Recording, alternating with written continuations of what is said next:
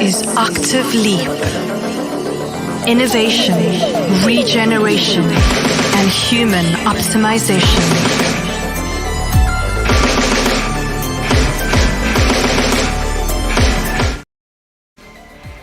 Hello, hello, hello, and welcome back to the Octave Leap live stream. I'm super excited to be back this week because last week I really couldn't make it. I don't like canceling things, by the way. I really like to show up, and I'm the kind of person who will plow through. So you know, I was bedridden. I had no energy last week. Yeah, it seems when I did that interview with Oracle Girl, I got hit pretty hard after that and just ended up with the flu. Had some chills, some fevers. It took a lot of time to lay in, Epsom salt baths and drink a lot of ginger and lemon and all that good stuff that nursed me back to health. But this week I'm feeling much better, and I'm really excited to show up here and just do a good live stream on my favorite subject, which of course is sound.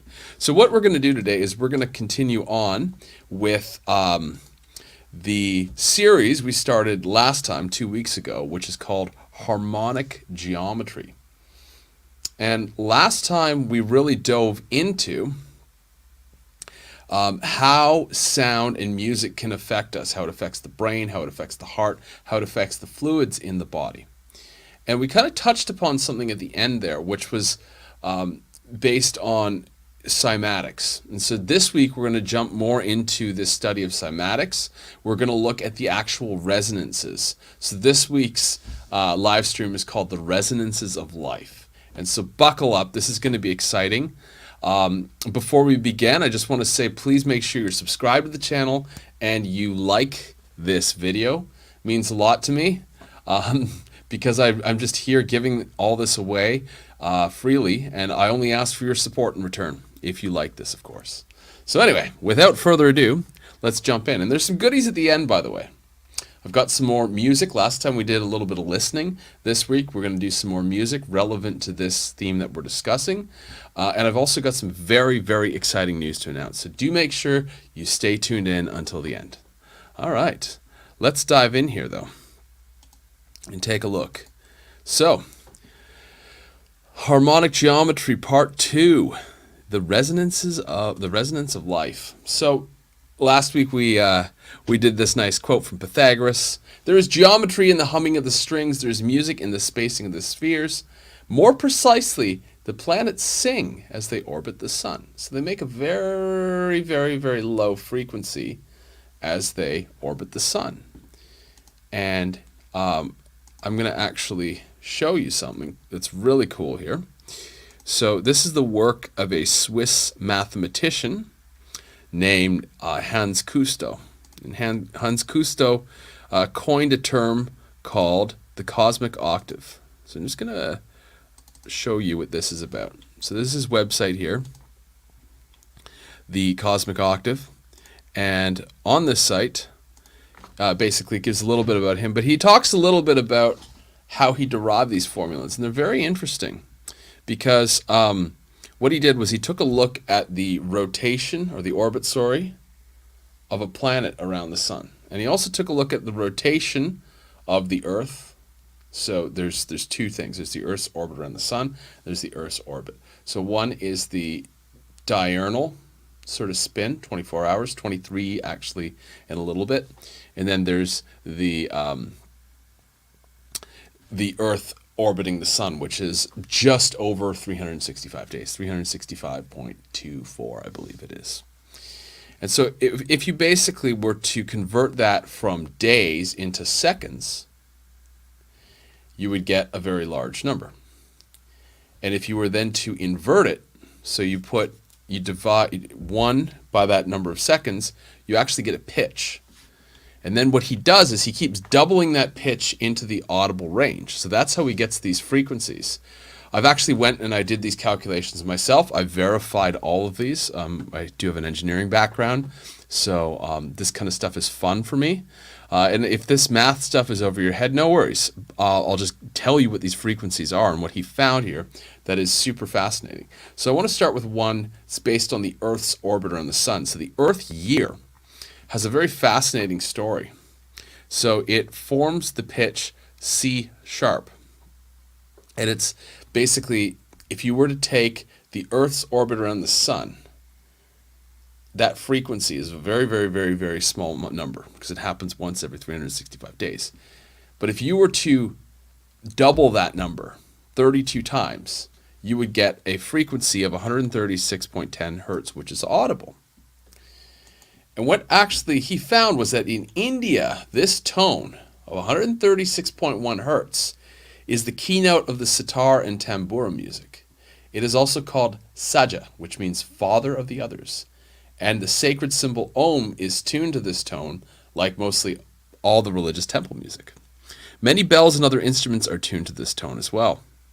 Who wonders why Hindus talk so much about the soul and transmigration of the soul when knowing that their music is tuned literally to the frequency of the soul? So the Hindus actually, he's saying here that the exact conformity of many of the examined temple bells in India and other instruments showed the divergences were within 1 hertz, which is very precise, of this frequency of 136.1 hertz. So what that means is that this particular frequency, which is related to the Earth's orbit around the sun, was actually found by these Hindus in meditation. And like he says, the ancient Indians arrived at this tone through meditation. It was given to them intuitively and contemplatively. And they tuned their temple bells to this frequency, which exists in nature. It's the frequency, it's a higher octave of the Earth's orbit around the sun. Really, really, really cool. So he goes on to say here that this particular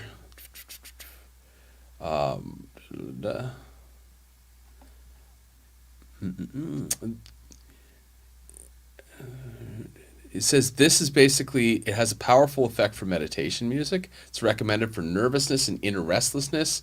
Afterwards, one feels relieved pleasantly and again much more receptive. This basically, he's also saying that it's really a remedy for the overstimulated European and North American sort of way of work. It decreases, you see, if you work with this tone a lot, it can decrease the need for sedatives and narcotics. Basically, this is a way to regain inner peace, open blocked energy pathways in the body, and restore balance. So he also does say here that it's related to our own evolution, our own progression. Very much the Earth's orbit around the sun, the solar year, in astrology is related to our solar return. When the sun, which is our life-giving, life force energy, our birthday essentially. So this is our personal birthday frequency, you could say, which has quite profound effects for aligning us with inner peace, aligning us with a state of alignment again. Okay, so he actually has gone on and he's done this for many different planetary bodies. So he's done this for all of the ones in our solar system, including Saturn. Not as much written about Saturn because it's not really used as often. Neptune, of course, and the moon. So anybody interested in astrology might like to observe the similarities between these sounds and what these represent to ancient and modern astrologers. So this is a really, really powerful website, and it's called planetware.de. It's also in German as well for any German-speaking people. And I've actually studied his material and I've read his books quite a bit because it's really helped me to begin working with sound at a scientific but therapeutic level. So he does a lot of work with tuning forks as well and laying them on different meridians of the body for opening up different things and treating different conditions. So in addition to being a mathematician, he's also understanding a lot about natural law and therapeutics. And so very, very interesting work. But I'm actually going to pair that here with something else. So I'm going to jump back into the presentation and show you why I'm telling you about this cosmic octave. Because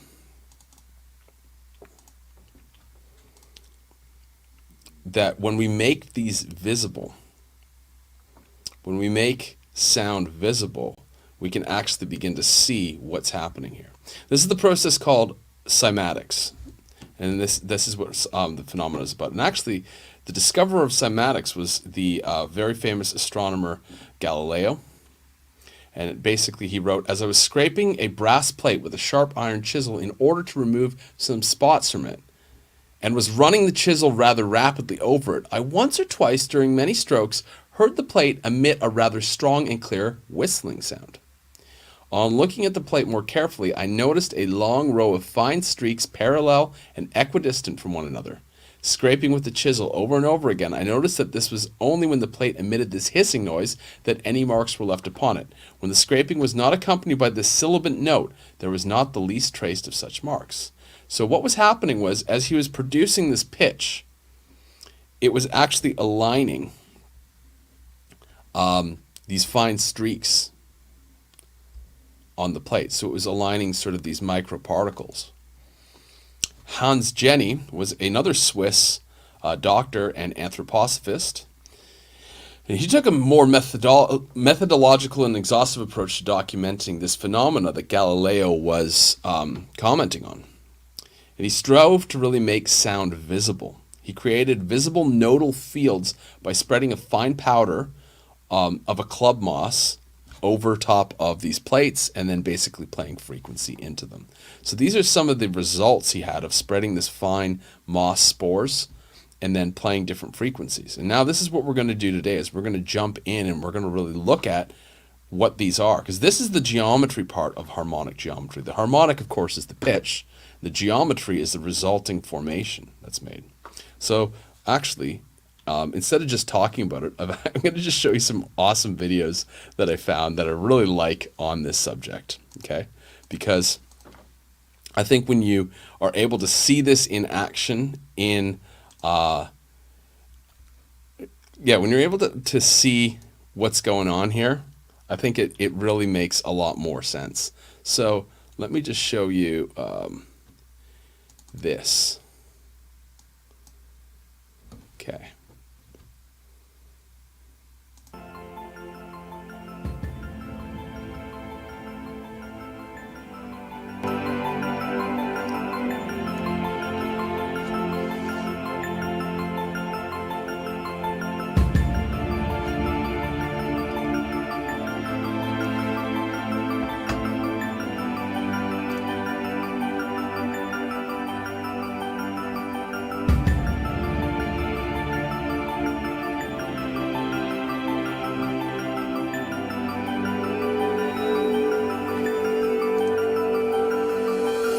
So as they change the frequency, you can see we get these different patterns. So they're just putting salt on this metal plate and there's a speaker underneath. And as they're playing these different pitches, these different patterns form.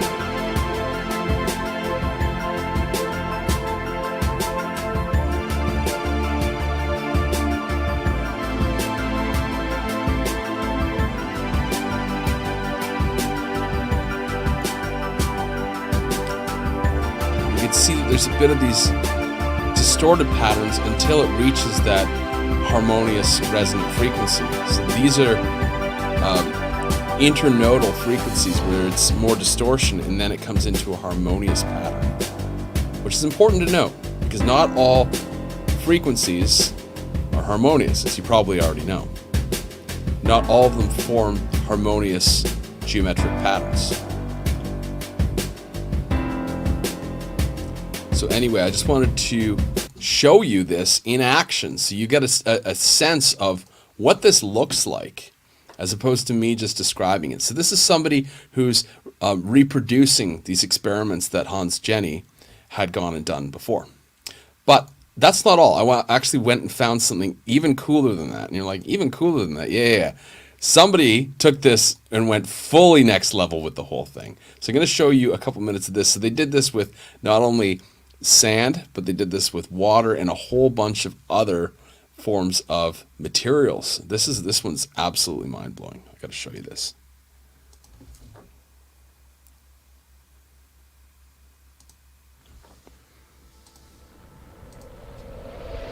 The film you are about to see has no characters.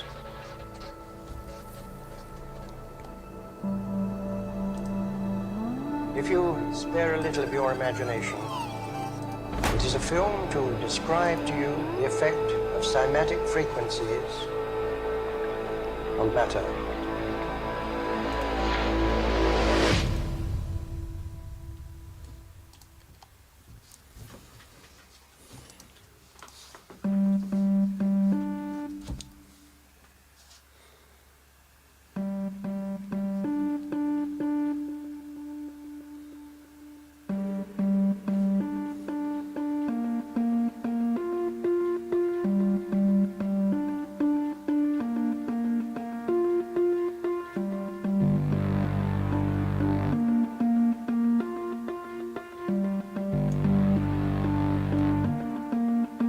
So he's using water as well as the sand particles on the metal plate here. So this is really, really, really cool.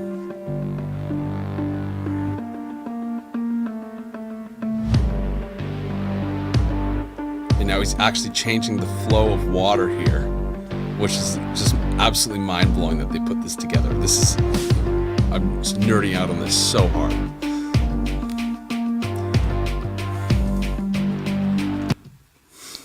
So I just wanted to give you a short glance at what is possible at making sound visual and making it visually harmonious, visually symmetrical, visually geometric. And that is just sort of scratching the surface of what's possible. Obviously, the style there is not so much conducive to more of the therapeutic side of music and sound, but it's still a great experiment nonetheless. All right, we're going to jump back in though with where we left off here in this presentation, because I just wanted to show you some of these video clips of cymatics happening in action to really sort of drive this phenomena home for you. Okay, so we talked a little bit about the cosmic octave, and then we bridged it in with cymatics. Now what I want to do is I want to show you the actual geometric patterns that these notes form. So the Earth day, the rotation of the Earth on its own axis. If you were to create a musical tone out of this, this is the actual resulting cymatic pattern that gets created in water with light. This is that of the sun. It actually looks like the sun. That's the interesting thing. As above, so below. The moon, and this is the synoitic and the sidereal. So synoitic is when it orbits the sun, and the sidereal is relative to fixed stars, essentially. So they're two different, slightly different frequencies here. The tone of the planet Mercury, Venus, Mars, and Jupiter. So you can see that there is, in the orbit of these planets, there is symmetry, just like Pythagoras said. And of course, Pythagoras couldn't measure this thousands of years ago, so he had to intuitively pick up on it. But his hypothesis was proved true by whoever did the cymatic patterns for these. And I think these are absolutely beautiful, especially like the Venus pattern, the Mars pattern, and the sun tone. I mean, there's just so much richness in this. We're going to move on now and discuss another phenomenon. So the next phenomenon we're going to discuss, so the first one there was the cosmic octave, and that's based on the orbit of various planets around the sun and also around their own axis. The next one are the Solfeggio frequencies. And the Solfeggio frequencies were actually discovered by monks. And so monks who were singing Gregorian chants essentially back in the Middle Ages, they discovered if they were to sing these specific notes they would have different qualities. And you could say monks were pretty tuned in. It's sort of like the Indian yogis who discovered that if they tuned their temple bells to 136.1 hertz, give or take, it had certain properties. Well, these monks also made similar discoveries, and they called them the Solfeggio frequencies. And initially there were 6 of these tones, and then later, I think this was in the 20th century, another 3 tones were added to the mix that had similar therapeutic effects. So let's jump in here and take a look at these Solfeggio frequencies. So these are the different frequencies. So 174, 285, 396, 528, 639, 741, and so forth. But what effects do they have? Well, what they found was that this tone, 174, this is one of the newer ones. It's the lowest of the tones, and it appears to be a natural anesthetic. So it's actually used in pain relief. And not only that, but 285, the next tone, was actually able to return tissue to its original form. So if you were to basically shoot that frequency at somebody for long enough, it would actually help give the tissue the instructions to begin to repair itself and recover. The next ones here are 396, which is the liberation of guilt and fear, so the trapped emotions, essentially. Obviously, in the Middle Ages, there was a lot of guilt around original sin, religious guilt that made people feel like they were below the clergy of the church, and that the church were superior to them, and that they were sinful by nature. And these monks found that they could liberate people of these heavy trapped emotions by using this frequency. 417 is useful for undoing situations and facilitating change. This is a very, very powerful one here, and we're going to take a closer look at it. 528, it actually has been shown to repair DNA, and I've actually built many tracks using 528 hertz.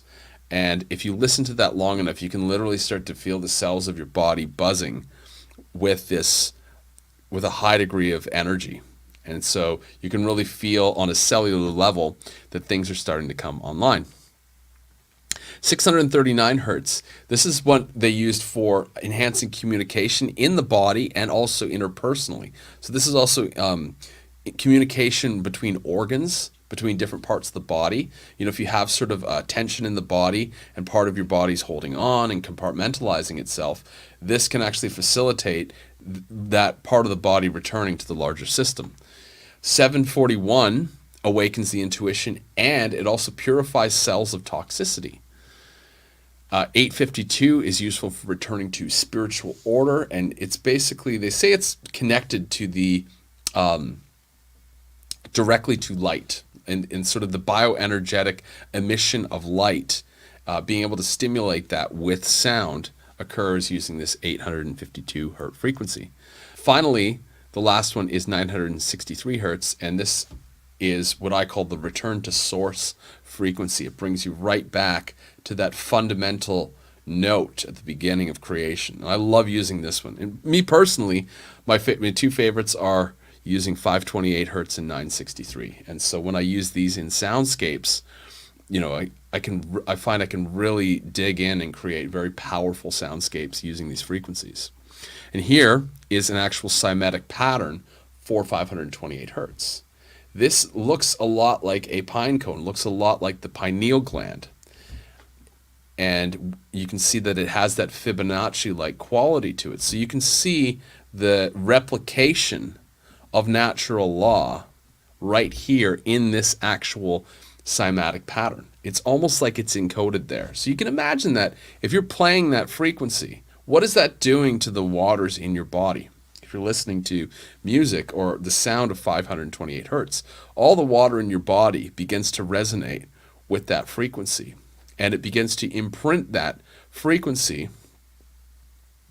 on your body. Now, this is happening at a subtle energetic layer, so it has to trickle down mentally, emotionally, and physically, but you see you're beginning to work with causality in a very, very powerful way. Okay, last one I want to talk about here. This is one that's very interesting because we hear a lot about, especially in sound healing, this 432 hertz. And people have made some pretty big claims about 432 hertz. And as somebody who has a scientific background, and I think sometimes we can be too open-minded about this stuff.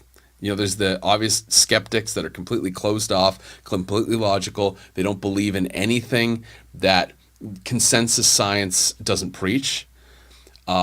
Therefore, a lot of the academic level stuff, they'll never acknowledge any of what I just talked about. However, sometimes we can take it too far because there's an absence of regulation, an absence of, peer-reviewed studies. So people are free to basically say whatever they want. It's kind of like the alternative health industry. If you shun it, then basically there's no regulation, and people can make snake oil claims, right? So not everything out there is good for us because somebody's made the claim. Actually, there's a lot of stuff that's completely bogus. The same is true, in my opinion, of a lot of the claims made about 432 hertz. And that's probably heresy to some people. Some people are like, how can you go and badmouth 432? I'm not badmouthing it. I just want to bring us back to reality here. So 432 hertz does indeed produce a very nice cymatic pattern in water. And I showed you guys this last week, or 2 weeks ago, sorry. And this is the one for 440 hertz, which is the standard reference pitch for music. So you can see this one's cloudier. This one's more distorted. This is one of those internodal patterns. So it's between harmonious frequencies, whereas 432, it appears very clear, very well defined. So that is a plus for 432 hertz, as opposed to this one, which is obviously between different nodal patterns. This one's more distorted. This one's much more harmonious. When you type in 432, you get a lot of these kind of pictures as well. You get a lot of people talking about making big claims. And I'm going to show you some of these claims, by the way. I think it's important to actually take a look at what's being said and actually backing it up a little bit. So I'm going to read something here that was written by like a full-on skeptic. So I'm not saying that this person is right, and I'm definitely not saying that we should go and believe everything they say, but they make some very, very good points about some of these things. So let's just dive in here, and I'm just going to pull this up. Okay. So basically, 432 hertz, and the article says this is the magic number everyone's talking about. It's said to be the natural frequency of the universe, to have cosmic healing powers, and to attract masses of audience to the music. Just by tuning our music a little less than a semitone below our standard pitch, basically a lot of people make big claims. And so some of these claims are ancient instruments such as Tibetan bowls, Pythagoras' monochord, ancient flutes have been found to use the 432. And some people go on to say that all the ancient instruments were tuned to 432, and that in 1930 or 1939 they agreed on 440, and there's a big conspiracy that happened. Well, actually, nobody could measure the hertz. The hertz. It's an invention. It's a human construct. It's arbitrary. So seconds, which hertz is based on, only began to emerge during the late 16th century. And so before that, they used other ways of measuring the time based on sort of the sun's progression through the sky, and it was much more crude, as you can imagine. And so they did not have a way of standardizing to 432 hertz. Another thing about 432 hertz is we have to consider that 432 hertz is an arbitrary assignment based on an arbitrary number that is seconds. So it doesn't necessarily have an inherent natural benefit just based on 432, because you could say 432 apples, 432 oranges, 432 days, but even, a day is a little bit more objective than a second. So nobody's found this objective evidence. Now Hans Cousteau did find, he actually studied and found that, okay, there are temple bells that are tuned to this in India. But these broad claims that all these people all over the world tuned to 432, they're just broad claims. Another big claim here was Pythagoras' A was 432 hertz. Well, Pythagoras actually didn't work with a fixed tuning. He worked with the ratios. So he was really interested in intervals, so the distance between notes, not so much what the exact tuning of the note was. People like to make people seem bigger than they really were. Another one is Mozart used 432 hertz for all his music. Basically, the only evidence for Mozart comes from an ancient tuning fork from 1780, which actually was tuned to 421 hertz. So this goes on and on and on to basically say stuff like, 432 hertz is the way everybody used to tune in the past, but now we have forgotten the ancient wisdom of our ancestors. Well, guess what?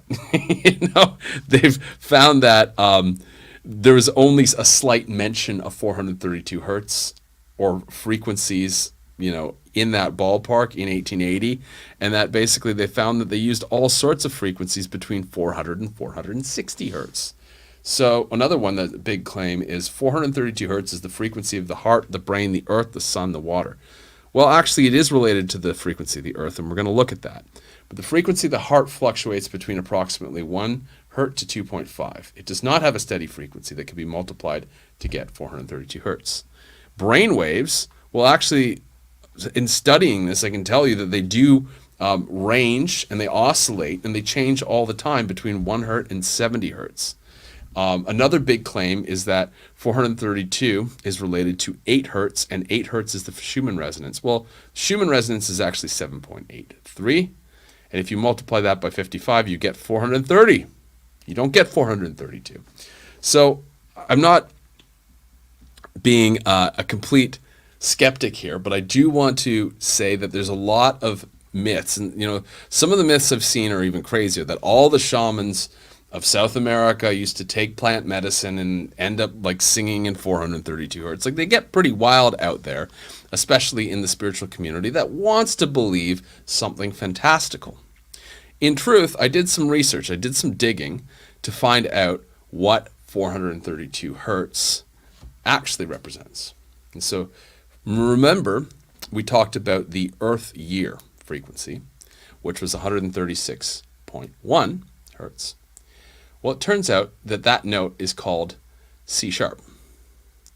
And if you were to tune your piano to that, C sharp, and then you were to play the scale up to A, you would actually get A 432. So in truth, it does actually relate to the Earth frequency, the Earth's orbit around the sun, which is related to those temple bells in India. So it is in the same scale as the C sharp, that is 136.1 hertz. So they are related, but it's not all these other things that people claim they are. So there is a little bit of truth to that, but let's not, make a mountain out of a molehill here. And I will say that, listening to 432 hertz, it definitely has a very relaxing quality to it. It is similar to a lot of the effects that you get with the Earth year frequency. I personally like using 136 a little bit more than 432, just my own preference, but both of them are good. All right, so Micah is asking, fascinating, how long and how often do we need exposure to those frequencies to have a tangible effect? Well, I think if you start listening to them and you're somewhat sensitive, you'll already start to pick up, you'll already start to entrain in them.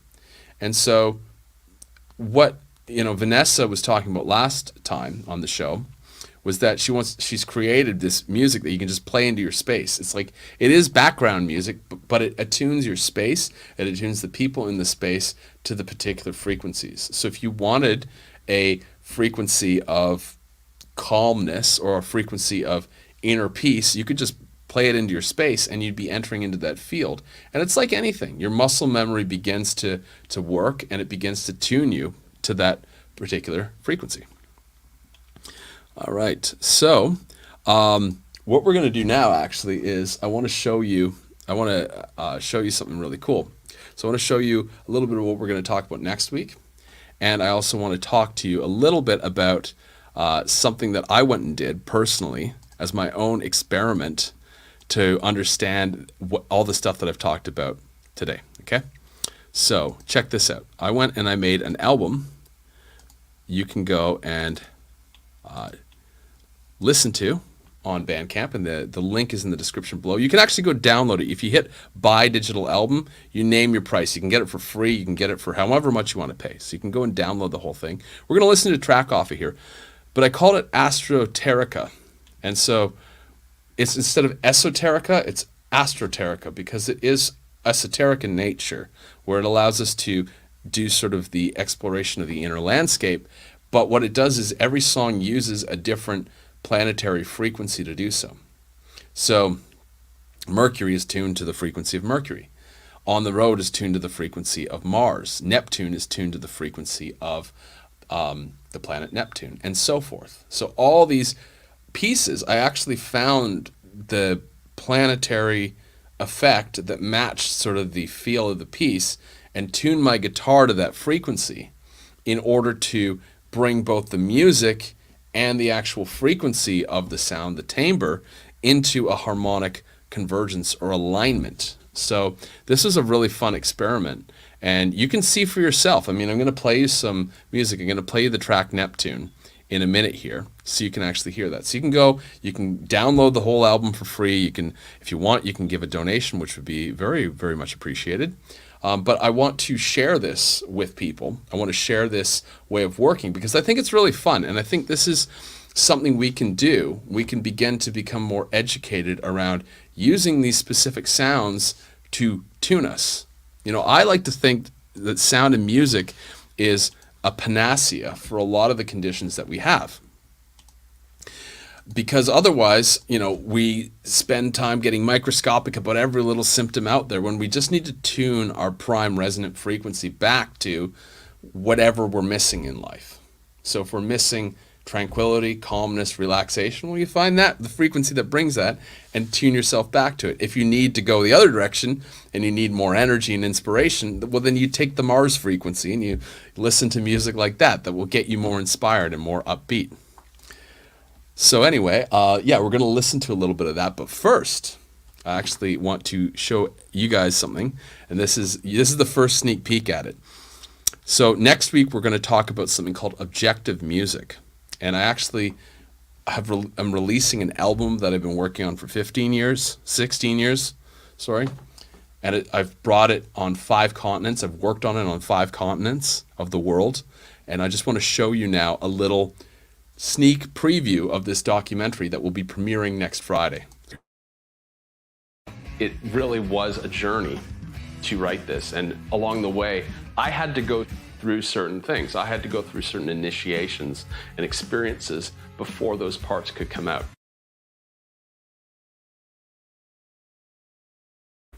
So yeah, that's going to be really cool. The album's called The Initiate, and it will be releasing at the same time, so on April 8th.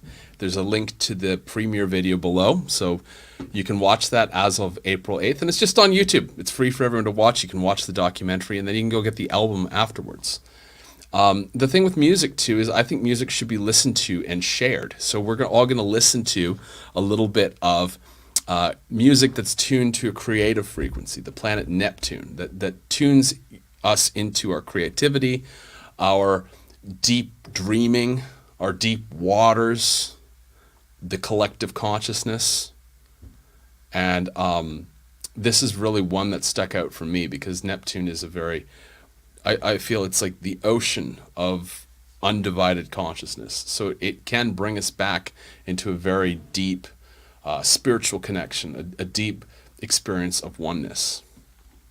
So I'd like to leave you with this piece called Neptune as we go today.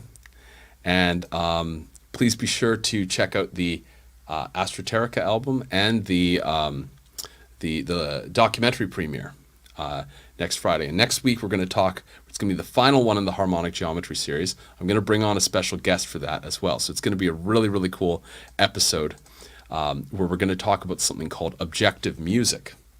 And so it's going to be the icing on the cake for this series. And I just want to go back into the presentation, and I want to listen to some music with you guys and show you what this is like in action. Here we go.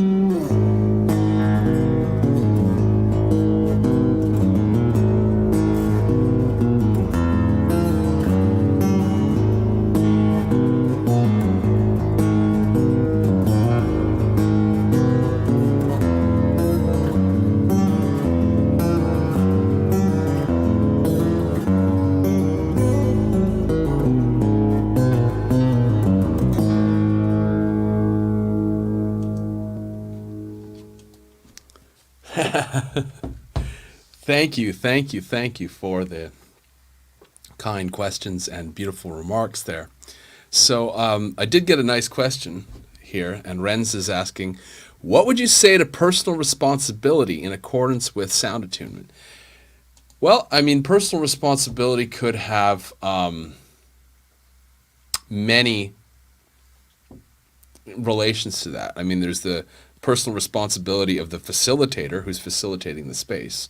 And my personal approach to that is I just create sort of the bed of frequency and the music with an intention, and I give it. It's just given out. So I'm not trying to put anything into anyone. They can listen to the music, have their own experience, have their own therapy, do their own work that needs to be done. I just basically provide the materials for that experience to be built. Now, with people actually receiving sound and absorbing sound and using sound, I mean, the way that I see it is the sound sets the stage for the mental, the emotional, and the physical layers to begin to attune to. So, Pythagoras talked about this a lot. He said that, certain scales and certain modes and certain passages of music could tame, a raging bull, or could tame a lustful person. And so you can see it has a direct effect on maybe if somebody's in a frenzy or if they're thinking very negative thoughts, it can basically reset that and allow them to basically take different action, think different thoughts, come up with different ideas. So it works on that level of causality. However, it doesn't necessarily fix everything for you. I mean, people need to take that personal responsibility. They need to be accountable for their actions. They need to observe what they're doing, and they need to make the conscious decision. But what sound can do is it can create a context where it's much easier to make a better decision for your life. So I hope that helps. I'm so glad to hear everybody loved it. I accidentally hit the mute button. I'm so sorry, folks. So there was a bit of missing sound. But like I said, all you need to do is the links in the description below. You can go and stream the whole album right now for free without downloading it, without putting in anything. And if you want to get the album, you can just go to the site, the Bandcamp site that I created, and you can download it for free. You can make a donation. You can do whatever you like, because it's music is one of those things that's just meant to be shared. And for the record, I don't like to put my stuff on Spotify or Apple Music or all these other big corporate entities, because for years and years and years, I saw the way that they just rip off musicians. And the only ones that are benefiting are these big, pop star celebrities that get millions and millions and millions of downloads. Those are the only ones that see any returns from the big guys. So for me personally, I know it's a little bit inconvenient to go to something like Bandcamp for music, but Bandcamp treats artists much better, and they don't perpetuate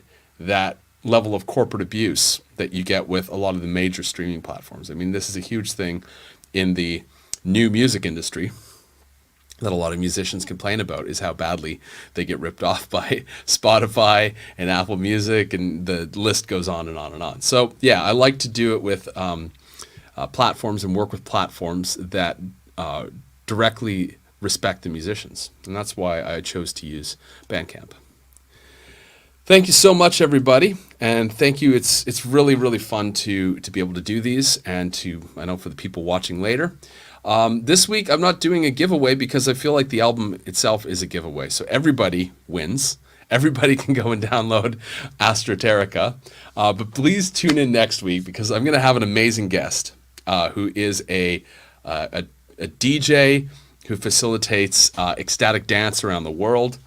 So he's going to hop on for a bit, and we're going to talk about sort of something called objective music. And we're going to really dive in, and we're going to talk a little bit more about this documentary. So next week is definitely one you do not want to miss. And until then, if you ever want to find, by the way, if you ever want to see when the next one's happening, or you need information about this, I've made it very easy for you. You can just go literally to octaveleap.com. So this is the website that we've created, and you just go here and you scroll down And the next live stream will always be here. And if you just click this, it will take you directly to the live stream. So if you go to the website and you go right on to this down here where it says live streaming podcast, you'll always be linked to the next event that's happening.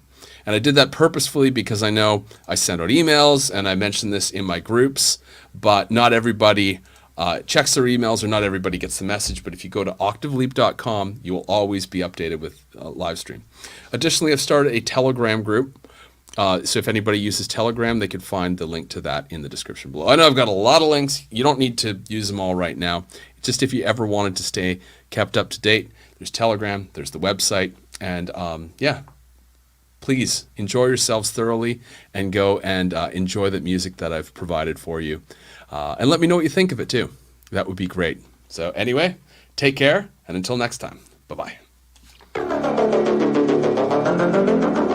This is Octave Leap. Innovation, regeneration, and human optimization.